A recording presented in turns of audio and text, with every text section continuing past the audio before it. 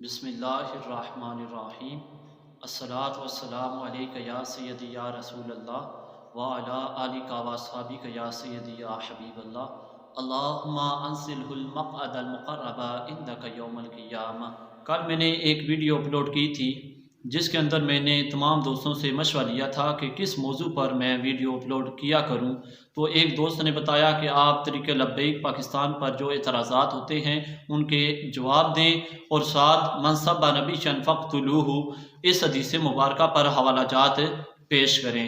تو سب سے پہلے میں اپنی بات شروع کرنے سے پہلے آپ کو یہ بتا دوں کہ کچھ لوگ تو اس بات کا اعتراض کرتے ہیں کہ یہ حدیث مبارکہ سرے سے کسی کتاب میں موجود ہی نہیں ہے، یعنی یہ حدیث بھی نہیں ہے اور نہ ہی اس کو کسی محدثین نے اس کو نقل کیا ہے، کسی بھی محدث نے اس کو نقل نہیں کیا اور کسی بھی کتاب میں موجود نہیں ہے۔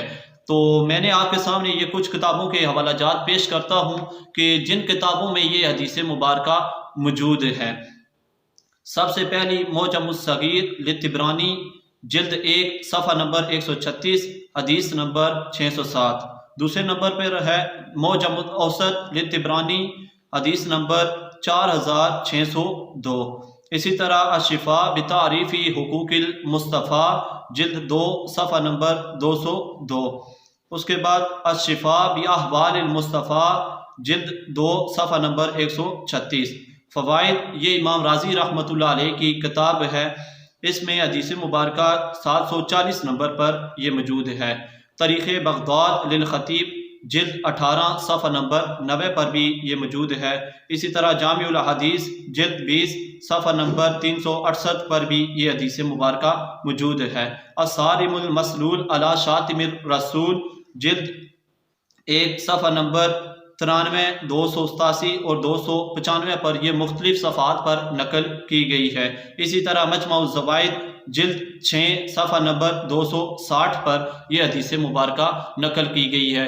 آیا ان کے صرف الفاظ کچھ رد و بدل ہوتے ہیں، لیکن حدیث مبارکہ وہاں پر موجود ہے، اور جو معترضین یہ اعتراض کرتے ہیں کہ سرے سے موجود ہی نہیں ہے، تو میں ان سے یہی التجا کرتا ہوں کہ آپ ان کتابوں کو کھول کے ان میں دیکھیں کہ لکھی ہوئی ہے کہ نہیں لکھی ہوئی۔ یہ تو وہ کتابیں تھیں جو میں نے دیکھی ہیں، اس کے علاوہ اور بھی بے شمار کتابوں میں یہ حدیث مبارکہ موجود ہے اور ان کے حوالہ جات بھی مل جاتے ہیں۔ دوسرا اعتراض یہ ہوتا ہے کہ یہ موضوع حدیث ہے، یہ من گھڑت حدیث ہے اور یہ خود سے گھڑ لی گئی ہے۔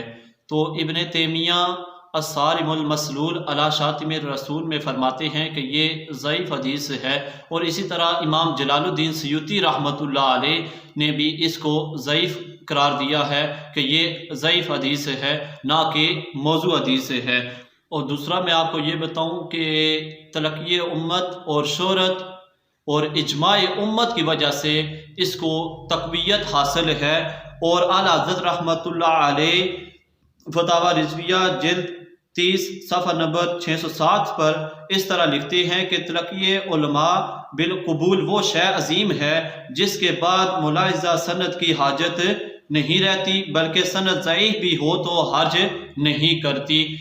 تو اس سے پتہ چلتا ہے کہ اس روایت کو موضوع کہنا بالکل بھی درست نہیں ہے، اور میں آپ کو یہ بھی بتاتا چلوں کہ کسی ایک محدث نے بھی اس کو موضوع نہیں کہا، کیونکہ امت کا اس پر اجماع ہے اور اس پر عمل کر رہی ہے، جس کی وجہ سے یہ کبھی کے درجے کو پہنچ جاتی ہے، اور امت کا اس پر عمل کرنا اور فقہائے کرام کا اس پر عمل کرنا اور سیرت نگاروں کا اپنی اپنی کتب میں اس حدیث کو نقل کرنا یہی بتا رہا ہے کہ یہ کبھی کے درجے کو پہنچ چکی ہے اور اس پر عمل کرنا واجب ہے۔ تو اس سے ہم کو یہ پتہ چلتا ہے کہ کوئی بندہ بھی نبی کریم صلی اللہ علیہ وآلہ وسلم کی یا انبیاء میں سے کسی ایک نبی کی بھی گستاخی کرتا ہے تو وہ واجب القتل ہے، اس کو قتل کر دیا جائے گا۔